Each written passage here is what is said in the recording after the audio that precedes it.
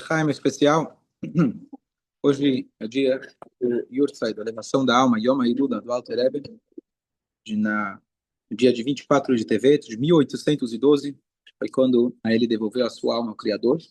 E ele mesmo escreve no livro dele, quando faleceu, um colega dele, Reb Mendel de Horodok, faleceu antes dele, e as pessoas estavam muito chateadas, e ele escreve um capítulo inteiro, uma carta muito longa, explicando que quando um tzadik ele falece, ele, na verdade, se torna mais presente.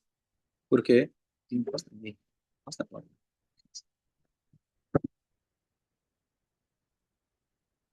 A nossa vida, em geral, a gente define por uma vida orgânica. O corpo está respirando, o coração está batendo, o cérebro está funcionando, Baruch Hashem. E o tzadik, ele não se define pelo seu corpo, ele se define pela sua alma. Nós, apesar que cada Yehudi também tem isso, nós temos a Neshama, e esse é o principal, mas a gente acaba, nossa Neshama entra no corpo e ela se incorpora, e a gente se perde, muitas vezes, na nossa missão. O tzadik, ele respira, ele ingere, e ele transpira, e ele traz para fora, emuná, Torá,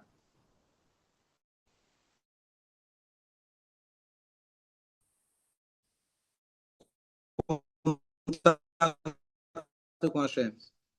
Isso, etc. Agora ele está não definido e não limitado pelo corpo. Então a presença dele é maior ainda. Assim o Alter Rebbe escreve no Tânia, sobre o colega dele, Reb Mendel de Horodok. Então, obviamente, isso se aplica também ao próprio Alter Rebbe. Então significa que, hoje, um exemplo que eu sempre falo, o Rashi, ele está mais vivo do que qualquer um de nós. O Rambam está mais vivo de qualquer um de nós. Por quê? Porque eles estão sendo estudados, a gente conversa com ele dentro da Guemará, ou nos livros dele, você conversa com eles, estão vivos. Essa é a vida da pessoa, é o legado que ela deixa. Assim como a Torá fala para a gente, Hayei Sará, a vida de Sará, a vida de Yaakov, assim, Vaihi, Parashat Vaihi, a vida do Tzadik, ela se define muito mais depois que ele falece do que com o legado que ele deixou, do que com simplesmente a sua presença, digamos assim, física aqui nesse mundo. Haim. Haim. Então, eu queria primeiro contar uma história, que essa história acredito ser a última, talvez, história do Alter Rebbe, porque ela está ligada com o falecimento dele. Então, uma das histórias é que havia dois Yehudim, dois homens de negócio, conheces? Sim. Que eles, conforme eles foram se envolvendo com os negócios, eles foram escondendo a sua identidade judaica. No trabalho, não quero ter uma aparência muito religiosa, vão olhar, vão falar. E aí eles começaram aos poucos tirar a aparência judaica que eles tinham, mas o nariz continua. Isso não tinha como fazer, não tinha nada que eles podiam fazer a respeito. Só se fizesse uma plástica, não sei. E com o tempo eles foram, conforme as viagens, abandonando o kasher, abandonando o Shabbat, o Aleinu, e realmente acabaram abandonando o caminho da Torá e das mitzvot. E numa das viagens, eles acabam chegando numa pequena aldeia chamada Fiena, que é perto da cidade de Haditz, e lá eles vêm se hospedar. O dono da estalagem, o Goi, ele vê que eles tinham cara judaica, não tinha jeito. E ele pergunta, ele vira e fala, se vocês precisam de kasher, eu não tenho kasher, mas eu posso dar frutas inteiras, legumes, vocês se viram. Eles falaram, não precisa, a gente pode comer aqui do hotel, café da manhã, janta, está incluso, não tem problema, a gente não faz questão. E aí ele dá para eles o quarto onde eles vão ficar, e eles vão se acomodando. De repente ele chega com um machado na mão, ele fala, eu vou matar vocês, seus judeus, eu vou matar vocês. E ele tranca o quarto por fora, eles não têm para onde sair. Eles entenderam que um antissemita naquela época não era tão difícil de encontrar. Ele tirar a vida de um judeu também não era uma coisa rara de acontecer, infelizmente. E eles perceberam que o fim dele estava próximo. Nessa hora, o que você faz? Quando o avião cai, Chas Shalom, Shema Israel, a Neshama deles despertou. E eles começam a pensar, poxa, tudo isso talvez está acontecendo por aquilo que a gente fez. Aonde a gente foi parar? A gente abandonou a Torá, abandonou a Shem, abandonou as mitzvot. E começam a pensar naquilo que eles fizeram. E em pouco tempo eles fazem uma tshuva, aquele arrependimento que ou pela dor ou pelo amor, no caso foi pela dor, e lavaram a alma deles. Realmente se arrependeram totalmente e perceberam onde eles tinham caído. Depois de um tempo, o homem vem lá abrir a porta. Eles já achavam que era Shema Israel. E o homem abre com um sorriso. E eles falam, esse cara tá me chega, né? Ele fala para eles, deixa eu explicar o que aconteceu. Há um tempo atrás, tinha aqui um grande sábio, um grande mestre. O nome dele era Rabbi Shneur Zalman. Eu não sou judeu, mas ele acabou, infelizmente, falecendo aqui no meu hotel. Foi aqui que ele faleceu. Antes dele falecer, ele me chamou. Ele falou para mim as seguintes palavras: se aparecer aqui dois rapazes judeus, aparência judaica, você pergunta se eles querem comer kasher. Se eles se recusarem, se eles falarem, não fizerem questão, então eu preciso que você dê um susto neles. Preciso que você... E com isso, então, eu cumpri a minha missão que o Alter Rebbe deixou para mim. Eles então viram a visão que o Alter Rebbe tinha, que não era novidade, saber ver o futuro, etc., mas mais ainda o amor que ele tinha de se preocupar nos seus últimos instantes de vida com pessoas que, de alguma maneira, tinham se afastado do cumprimento da Torá e das mitzvot, e com isso eles, Baruch Hashem, voltaram ao caminho. Então, essa é a primeira história da Chaim.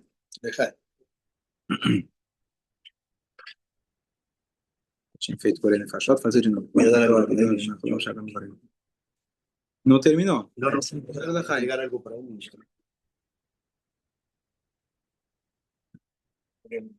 vas? Quero te ver mais. Seja em alegrias. Prazer. Seja só em alegrias. Muito obrigado. Prazer. Com alegria. Estamos aqui à disposição. Tchau, tchau.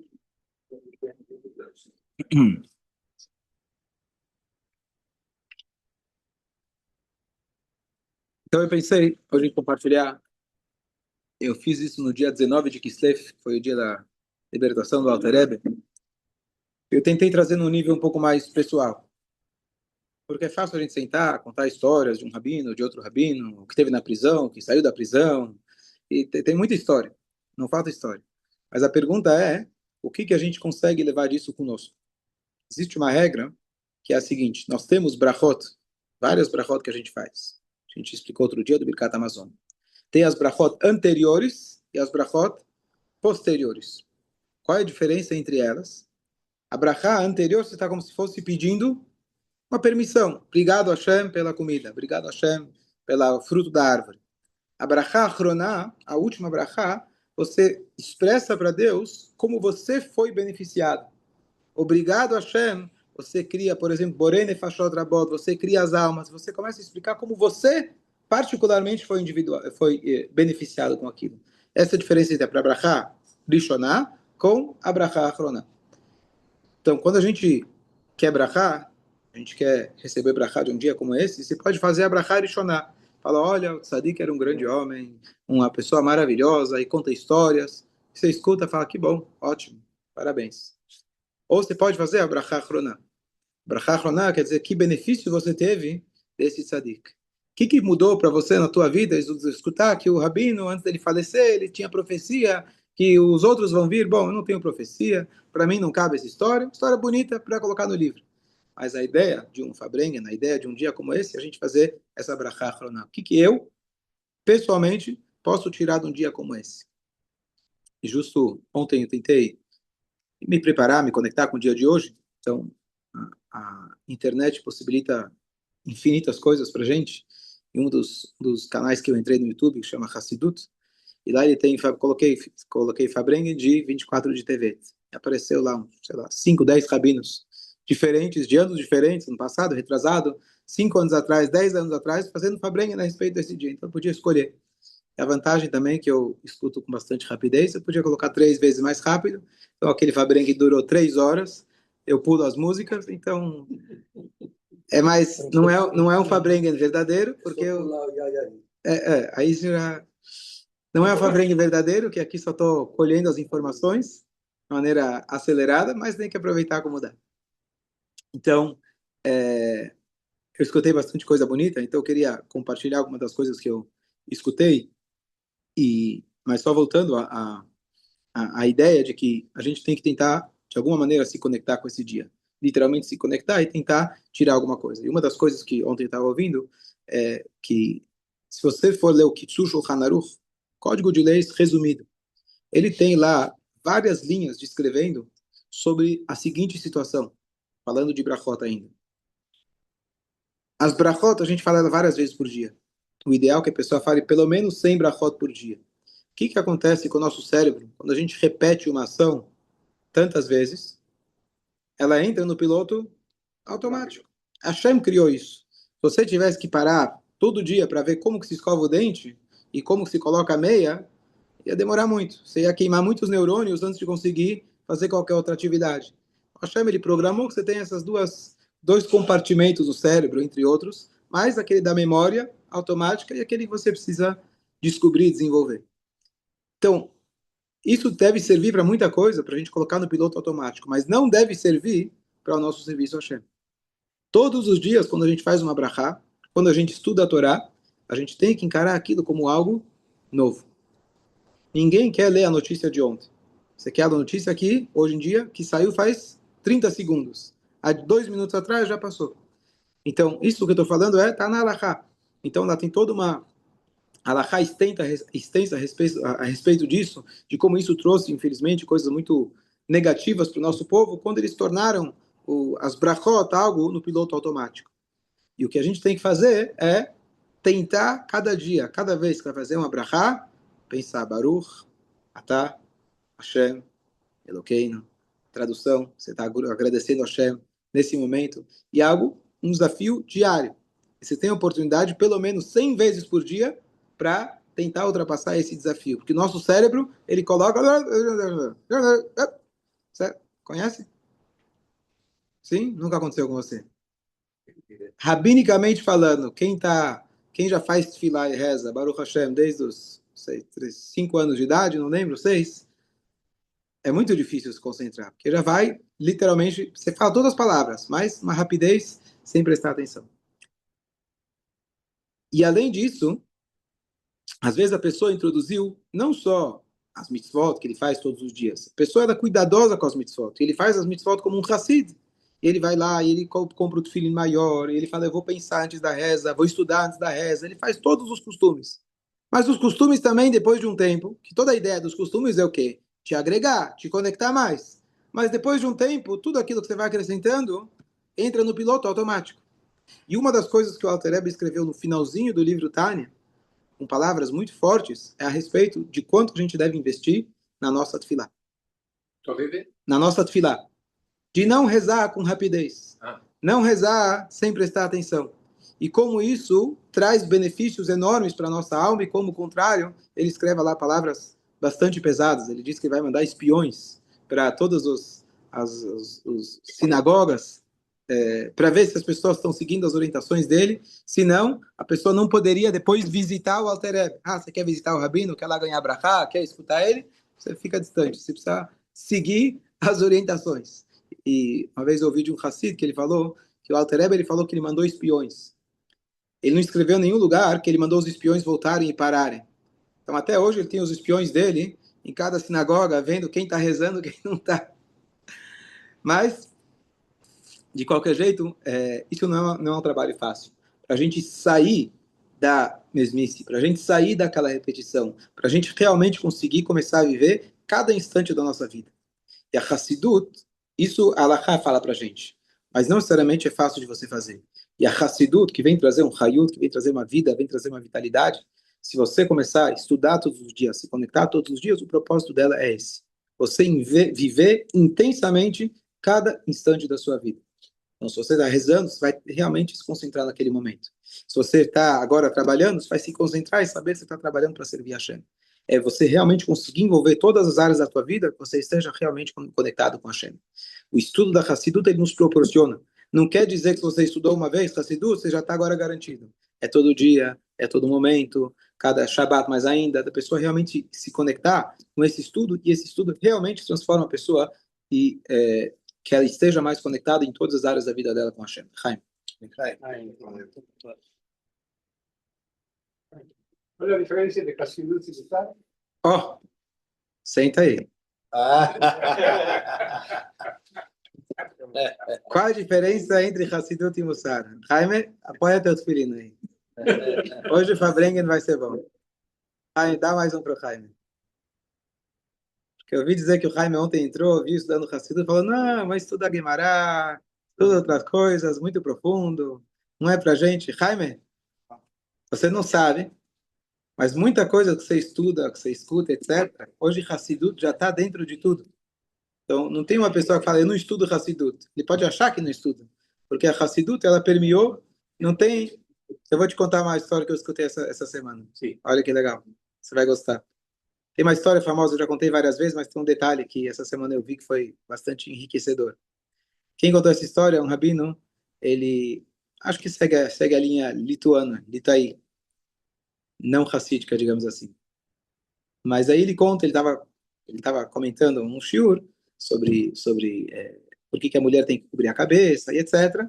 E aí ele comentou a história do Rebbe de Lubavitch, a famosa história daquela mulher que era a rainha, ganhou como chama? Miss Israel, que ganhou competição da mulher mais bonita de Israel, ela passou no Rebbe para receber brachá. O Rebbe falou para ela, aquela famosa frase que o rei Salomão ele diz, que a mulher, Isha irat Hashem ititalal, Sheker achen vehevel yofi, a beleza, a formosura, banalidade, e a única coisa que importa, aparentemente, é o Irat Hashem, o temor a Deus. 1.000 mulheres casou. Ele casou com 1.000 mulheres, então ele tinha experiência, ele podia falar com propriedade, ele podia falar com moral. Isha Irat Hashem ititalal, a mulher louvada é aquela que é temente a Deus. E aí o Rebbe explicou para ela e falou o seguinte, o que o Passuco está dizendo não é que a mulher não pode ser bonita. Se você for olhar, o Rebbe não falou isso na hora, mas muitas mulheres sadikot, a Torá descreve que elas eram realmente bonitas. Pega a Esther, pega a Sarai, assim por diante. O que o Shlomo Melech está dizendo que a beleza sem o temor a Hashem, ela é banalidade. É enganoso. Não serve para nada. A beleza com Irat Hashem, pelo contrário. A Sarah, ela expressava uma beleza interior muito grande com Irat Hashem, uma beleza completamente diferente. Foi isso que o Rebbe expressou para ela. Ela falou para o Rebbe que ela queria se casar e etc. O Rebbe deu brachot para ela, que por si já é muito extraordinário escutar que um Rebbe racídico, religioso, está recebendo a mulher que ela ganhou o prêmio por algo tão superficial, algo tão mundano, e o Rebbe foi capaz de pegar e realmente mostrar, que eu falei antes, que a Hassidu transforma tudo. Mas qual foi o detalhe que eu vi? O Rabino estava contando essa história e ele falou, esse Vort é do Gaon de Vilna. E ele falou, eu vi essa história, eu vi o Rebbe comentando isso. Ele não falou em nome de Gaon de Vilna, mas ele falou, olha que bonito que os Rebbes Hassídicos estão falando em nome do Gaon de Vilna, e que outras pessoas estão falando em nome do Rebbe de Lubavitch, e outros estão estudando, como realmente hoje, Baruch Hashem, o judaísmo está muito bem mesclado, e cada um tem a sua contribuição. Então, independente de tudo, se alguém fala, não, eu não estudo isso, eu não estudo aquilo, sem você querer, qualquer Dvar Torá que você vai ler, vai ter um pouco de Bresler, vai ter um pouco de Hassidut, vai ter um pouco de Mussar, vai ter um pouco de tudo. Eu mesmo escuto vários shurim, que são deles vários tipos de Mussar e etc. E tudo faz parte, Baruch Hashem. Tudo incrementa. Mas você quer saber qual é a diferença? Chaim, eu vou te falar aqui nas palavras do Rebbe anterior. Você fez uma pergunta aonde ele realmente explica isso.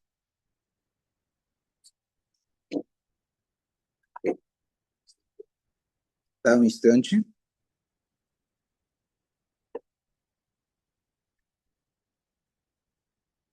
Ok. Samech Rei. Aqui. Alguém está com pressa? Está se empurrando.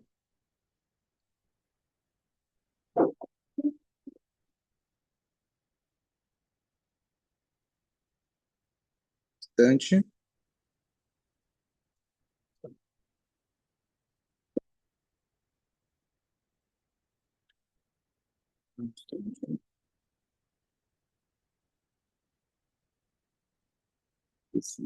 Aqui. Vale.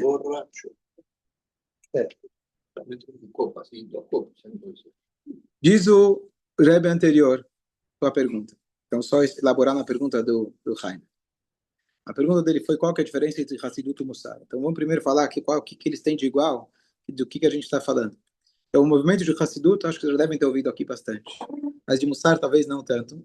Mas Mussar, o movimento de Mussar, o conceito de Mussar, é antigo tanto quanto a Torá. mas o movimento de Mussar, assim por dizer, essa incentivo ao estudo de Mussar, que hoje também é extremamente difundido, foi principalmente incentivado pelo grande homem, Rabbi Strauss Salanter, histórias fantásticas de como realmente ele era um mestre de Mussar, e Mussar foca muito no aprimoramento das midot, a pessoa se aprimorar como pessoa, e é um caminho fantástico da pessoa realmente se melhorar, e principalmente aumentar o seu temor a Deus. Então ele trabalha com a pessoa, o seu interior. Então, diferente do, por exemplo, quando você vai ler a lei judaica ou a Guemará, que está discutindo a estrutura, o que pode, o que não pode, como pode, etc. Então, esses estudos, eles têm o intuito de incentivar a pessoa a querer. Eu posso abrir uma Guemará, mas se eu não estou interessado em fazer a mitzvah, não tem muito sentido. Então, eu preciso de um incentivo, que essa é a gasolina, o oxigênio para você se conectar com a Shem. Então, aqui ele traz, são 3 caminhos. Tem 3 chokhmot diferentes, 3 conhecimentos diferentes dentro da Torá, e cada um deles funciona de forma diferente. Então ele fala o seguinte: uma delas é Chokhmat Mussar, conhecimento de Mussar. O que é o conhecimento de Mussar? É o conhecimento, é o entendimento de anular a matéria. Esse mundo, ele é extremamente egoísta, traz a gente às vezes para a materialidade, traz a gente para uma forma de vida extremamente egoísta. Então, o conhecimento do Mussar, ele faz com que a pessoa ele anule esse Homer. Como? Demonstrando quão baixo é esse mundo. Quão egoísta, eventualmente, são certas atitudes. Quão guloso, eventualmente, você está sendo. Como aquela comida, ela é ruim para a tua Neshama e assim por diante. Então, isso se chama Chachmat Mussar. Esse é a Chachma, o conhecimento do Mussar. O próximo que ele fala é sobre Hakirá, que se traduz Hakirá como filosofia, que é uma maneira diferente, pega, por exemplo, Moré Nevuchim, assim por diante. E aí depois ele fala que é o terceiro, que é o Chokhmat, Agbarat Atzurah LaChomer, que significa não você destruir, você anular o físico, o mundano, e sim você fazer com que a pessoa reconheça a vantagem, a grandeza do espírito, e o espírito ele vai elevar o mundano. Essa é a grande diferença. Agora, para entender isso, a gente vai continuar. Posso explicar? Então, então vamos lá. Qual que é a diferença? Então, o caminho de Mussar é um caminho da Torá, um caminho autêntico, e vale a pena, as pessoas devem estudar Mussar. O que eu vou falar agora é para a gente ter uma ideia, quando a gente entende alguma coisa, sempre você precisa ter um parâmetro, um paralelo. Então, cada forma de estudar a Torá tem uma vantagem, uma desvantagem, cada um tem uma, não sei se desvantagem, né? A Torá não tem desvantagem, mas são approaches diferentes, às vezes para épocas diferentes. Então, a Chokhmah de Mussar, de maneira geral, ela é mais, talvez as palavras são imediatista e prática. Dizendo, por exemplo, para você, pega o livro do Hafetz Haim, que ele fala, por exemplo, sobre Lashon Hara, um livro inteiro que a pessoa deve ler. Porque para parar de falar Lashon Hara é muito difícil. Então, você faz uma leitura diária, lendo a respeito de quão grave é falar Lashon Hara, como você acaba prejudicando outra pessoa, isso te torna consciente e você, eventualmente, espero que melhore. É um trabalho da vida inteira. Então, esse é um exemplo. E assim, em todas as outras áreas do nosso comportamento, entre o homem e Hashem, entre o homem e o seu semelhante, é uma receita imediata falando quão grave é determinadas atitudes, quão importante é a gente servir a Hashem, e a gente tentar todo dia estudar, se conectar e etc. Então esse é um passo muito importante que a pessoa deve ter, porque você não pode esperar tentar entender o porquê e como, aonde, você tem que começar a tachlis, tem que começar fechando tua boca. Qual a melhor forma de não falar shonará? Coloca uma fita crepe na boca, não tem outro jeito. Você tem que não dá oportunidade. Ou seja, você tem que ser tachlis. Essa é a primeira coisa. O Chaim é muito tachlis. Hassidut, ela vem explicar para você de maneira mais prolongada, a linguagem que o Alter Rebbe coloca na introdução do Tânia, que é um caminho longo, que é o caminho curto. O que quer dizer que é longo? Ele não é imediato. Ele não é imediato. Você vai abrir o livro, ele não vai falar para você, para de falar a Shonara. Ele vai, especialmente no livro Tânia, explicar para você a estrutura da tua alma. Quem é Hashem? Quem é um outro Yehudi? Qual é o valor da Neshama? Qual é a conexão que ela tem com Hashem? Depois que você fez esse trabalho, você talvez não vai mais querer falar Lashon Hara. Como que eu posso olhar para um Yehudi dessa forma se ele tem uma alma tão elevada? Que é o capítulo, por exemplo, 32 do Tânia. Não é imediato, também servir um trabalho para a vida inteira. Mas o trabalho, a diferença seria, talvez como, não sei se a comparação é boa, mas entre um Tilenol e um remédio que vai, antibiótico. Um remédio que vai resolver de maneira imediata. Ele tirou a dor de cabeça. E se eu comer Tilenol, ele tem a dor de cabeça, mas quantos Tilenol você pode tomar por dia? Tem um limite. Tem um limite. Então tem hora que às vezes vai falar, bom, eu quero falar Shonará, eu estou me segurando. Aí quando a pessoa fala para mim é muito comum. Mas isso não é Lashonará. Não, mas eu quero te falar, mas não é. Quando a pessoa já falou que não é Lashonará, você pode ter certeza que ele já te avisou. Certo? Não, mas isso não é Lashonará, é importante que você saiba. Então, tem coisas que não são Lashonará, são muito poucas. Em geral, quando você fala dos outros, é Lashonará. Então, a diferença é se você vai calar a tua boca ou você vai mudar a tua maneira de pensar, de maneira muito genérica falando. Então, o trabalho da Hassidut, ela diz para você, não basta você fechar a tua boca. Eu quero que você entenda, por exemplo, no caso do Lashon Hara, de você entender quem é o outro Yehudi. Isso, se você estudar o Tânia, você vai ver que a alma do Yehudi é uma parte de Hashem. E que o Yehudi, por pior que ele possa se comportar, por mais distante que ele possa estar da Torá, de Deus, das pessoas, seja uma pessoa malvada, ainda ele tem uma parte de Hashem dentro dele inquebrável e imutável. Isso o Hassidus foca bastante, por exemplo. Então, se você conseguir começar a olhar para a pessoa dessa forma, eu vou dar um exemplo prático. Eu muitas vezes chego para as pessoas e ofereço para colocar tefilim.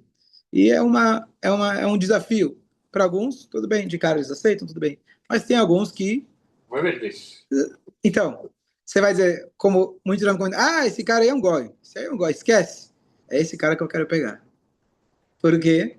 Porque eu acredito e olho para a pessoa, já com um sorriso, dizendo que não vem que história. Não vem, toda a historinha que você vem contar, que tarará, é tudo desculpa para você não se conectar com a tua alma. Você quer se conectar com a tua alma. É assim que eu me esforço e realmente eu olho para a pessoa dessa forma. Então eu já venho oferecer para ele uma coisa que eu sei que você quer. E às vezes a pessoa é redutante. Então eu preciso trabalhar mais, para eu conseguir enxergar mais ainda da chamada dele. E não como, bom, chegou aqui esse goi, esse cara que não faz mitzvah nenhuma. E aí, o que eu vou fazer com ele? Bom, deixa eu ver se eu consigo jogar uma isca para ver se ele vira religioso. Isso não é propaganda, ninguém está vendendo nada. Eu simplesmente estou dando para ele a oportunidade dele se conectar com a alma dele. Não quero que ele vire religioso, porque religioso é um termo não judaico. Quero que ele seja judeu e ele se conecte quanto mais com a sua Neshama. Isso que ele tem que fazer. Então isso muda completamente a maneira, por exemplo, que a gente olha para um outro Yehudi e assim por diante. Não sei se respondeu a tua pergunta, mas faz um lechaim. A gente vai.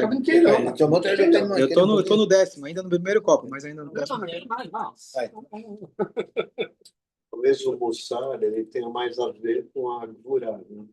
Então, com a não. restrição. Sim, sim. E a Hassidut com a Havá.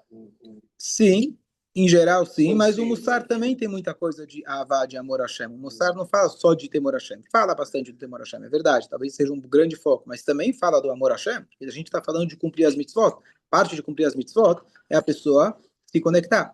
Então, só para dar a última analogia para isso, a gente conclui que o cara ele estava andando na estrada e de repente o painel dele começa a acender. O painel começa a acender uma luzinha, ele não sabe o que é que está aquela luzinha, ele está sem aqui lembra aquele livro de instrução grande, o guia do carro, hoje você coloca no YouTube. Ele não sabe o que é, ele encosta num posto de gasolina e fala, eu estou com um problema, você consegue abrir meu painel e tirar essa lampadinha que está me incomodando? E aí ele vai lá e tira a lampadinha. Ele continua. De repente ele está no meio da estrada, no escuro, distante do SOS, e o carro pifa, o carro parou. Você pode consertar a lâmpada, ou você pode ver o que está errado com o carro. Hoje em dia, a gente precisa se conectar, precisa de muita gasolina para a gente conseguir se manter firme com a nossa Torá, com os nossos mitzvot. É extremamente tentador o mundo que a gente vive. Antigamente você via no shtetl, você se fechava e o cara não conhecia qualquer outra coisa, então conhecia a Torá, é o que ele tinha. Hoje o mundo é completamente diferente, mas a Hashem ele deu nas últimas gerações, uma oportunidade muito grande, simultânea, de como a gente pode, ainda assim, com todo esse garoto, se conectar com a Hashem.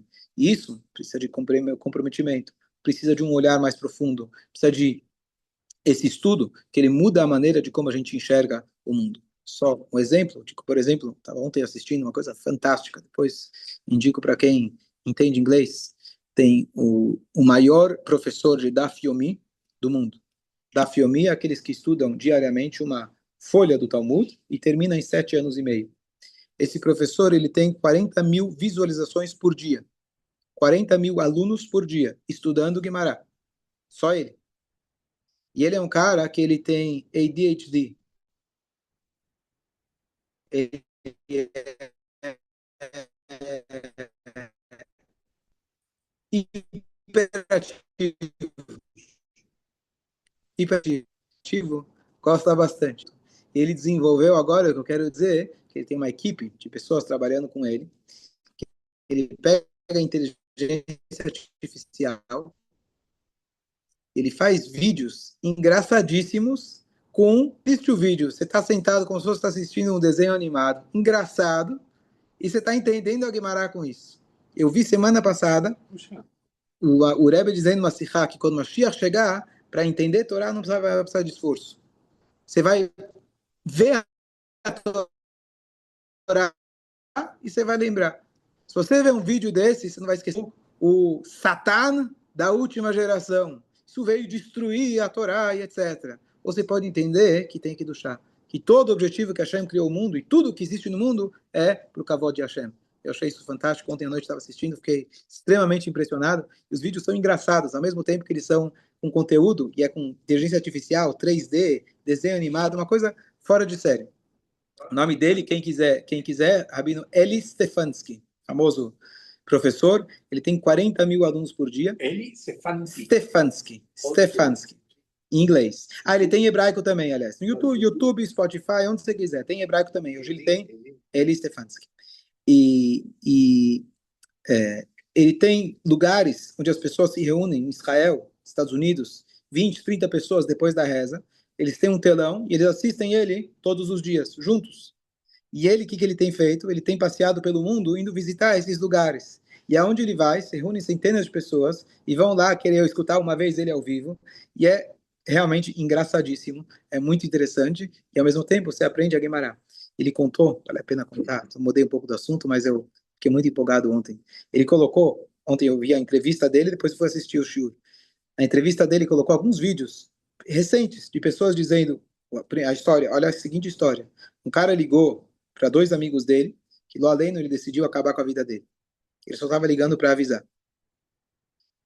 E um dos amigos falou, me dá uma chance. Eu quero que você assista uma aula desse rabino. Mexigna, assisti uma aula, estou indo embora, eu já acabei. E, literalmente o cara assistiu uma aula, adorou, gostou, isso mudou a vida dele, salvou a vida dele. Ele todos os dias, não sei já quantos anos, ele está escutando isso todos os dias. E assim, história após história após história, de como você pode pegar a Torá e transformar em uma coisa extremamente prazerosa para alguém que não olhava num livro há muitos anos. Ele mesmo tem cara de ser um cara que é bagunceiro. Ele falou, eu era bagunceiro na escola, etc. Mas como a gente consegue transformar? Essa é a força da Neshama, essa é a força da Torá que a gente tem. E que mérito, então, do Alter Rebbe, no dia de hoje, a gente possa, se Deus quiser, se conectar, se elevar, entender que todos os desafios que a Hashem coloca para a gente é a Hashem colocando uma máscara. A gente precisa desmascarar e enxergar a verdade, que a Hashem está em todo lugar. Em Nod Milvador, não existe nada fora Hashem. Que, Bezrat Hashem, a gente possa enxergar isso com nossos olhos, literalmente, a todo momento, com a vida de Mashiach ainda hoje. Chaim.